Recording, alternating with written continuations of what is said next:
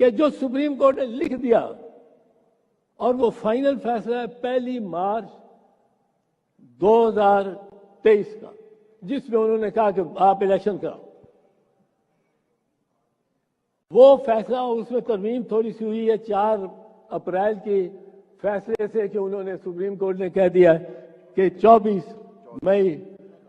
14 मई तक इलेक्शन हो। ये इलेक्शन 14 मई को होंगे।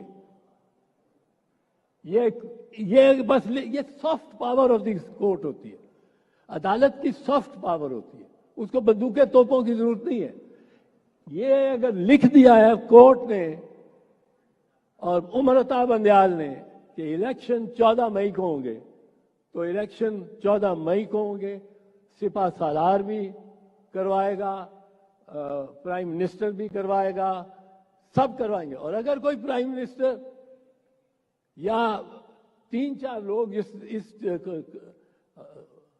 इस कोशिश में पाए गए कि इलेक्शंस ना हो और सुप्रीम कोर्ट को डिसोबे किया जाए, जैसे प्राइम मिनिस्टर ने तो कह दिया, लॉ मिनिस्टर ने तो कह दिया, इंटीरियर मिनिस्टर ने तो कह दिया, अब जिसने कह दिया कि हम नहीं मानेंगे सुप्रीम कोर्ट के वर्डिक्ट को, मैं ये समझता हूं उसको जब तलब करेगी अदालत, वो आएगा तो उससे पूछा जाएगा, ये तुमने बयान दिया, आपने बयान दिया कि आप मानते ही नहीं सुप्रीम कोर्ट और इस फैसले को।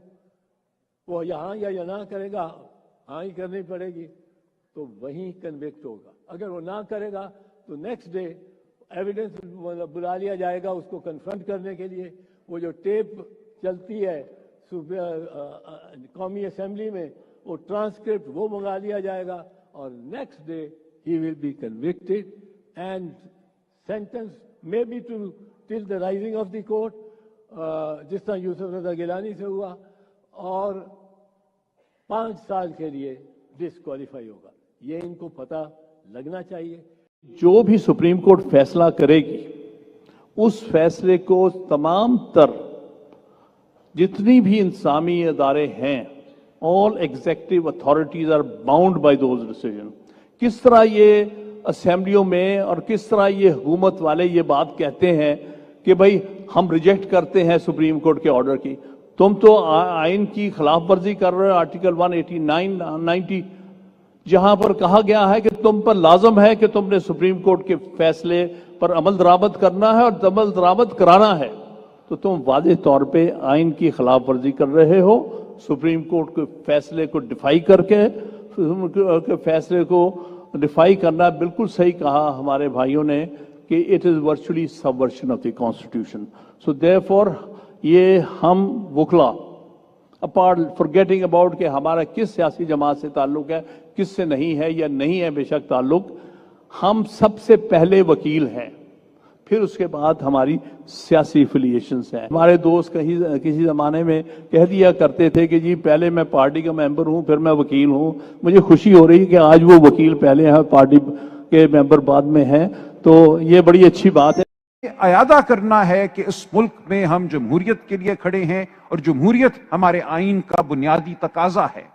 लिहाजा यह कहना कि 90 दिन अगर गुजर गए तो फिर क्या हुआ, मैं कहता हूं आसमान गिर गया, क्योंकि 90 दिन सिर्फ 90 दिन नहीं है, वो एक आइन की बंदिश है।